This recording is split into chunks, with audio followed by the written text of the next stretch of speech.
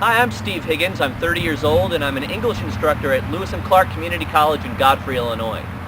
I'm standing in front of one of the main buildings on campus, and I chose this location to shoot my audition video for Ghost Hunters because it's really the school that got me interested in the paranormal in the first place.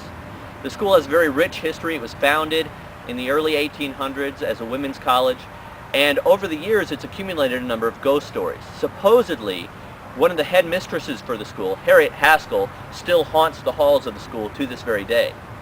Now, I heard these stories when I first got hired, and I took them to just be stories, but one day I had an experience of my own while I was teaching. So I was in this very classroom delivering a lecture in one of my writing classes when all of a sudden, in the middle of class, this window right over here opened completely on its own. About a good 6 inches to a foot it opened up, and it was a very kind of freaky moment. Everybody in the class just kind of stopped and stared. The student that was sitting right next to the window kind of froze for a little bit. He eventually ended up dropping the class. I don't know if it was because of that experience or just because he didn't turn his papers in on time, one of the two. Anyway, very freaky moment, and it was that moment that really got me thinking that maybe some of the stories that I'd heard about this building being haunted were in fact true. So after my experience in the classroom, I was talking about it to one of my coworkers, Emily, and she's a big fan of Ghost Hunters, and she was telling me all about what you guys do on the show, how you go in and try to find real-world explanations for these stories of the paranormal. And so I checked out your show, caught a marathon. One of the first episodes I saw, one of my favorite episodes to this day, is when you go into the gentleman's home and you found that he had open electrical wiring, that he had mold in his attic, he had a paint thinner that was too close to the air conditioning ducts and it was sucking up the fumes. And that got me thinking that I needed to investigate my own story a little bit further and see if I could find a real-world, mundane explanation for what had happened.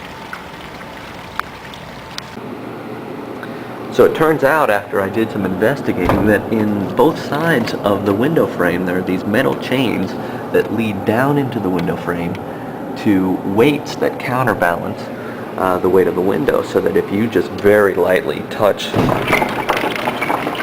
the window, it will open completely on its own, thereby debunking my own paranormal experience and providing a perfectly logical explanation. So after disproving my own paranormal experience, I realized that you need more than just a personal account if you want to call a place haunted. Eyewitness testimony can be unreliable. Your senses can deceive you. So if you want to call a place haunted, you need more than just a cold spot or a smell that seems out of place. You really need some hard evidence like EVPs, like thermal imagery. Take, for example, your investigation of Tombstone. You guys caught a great piece of footage of the cord that was wrapped around that bell unwinding itself completely on its own. It's a fantastic bit of evidence, but other aspects of that investigation I thought could be easily refuted, such as when you found, you heard the noise of the hard rubber ball bouncing across the floor. It sounded to me like a pool ball when you're playing pool and it goes off the table. That was something I'm sure there would be a rational explanation for and could be investigated further. So if you picked me to be on Ghost Hunters, that's what I would do. I would bring a healthy dose of skepticism to any investigation. So pick me.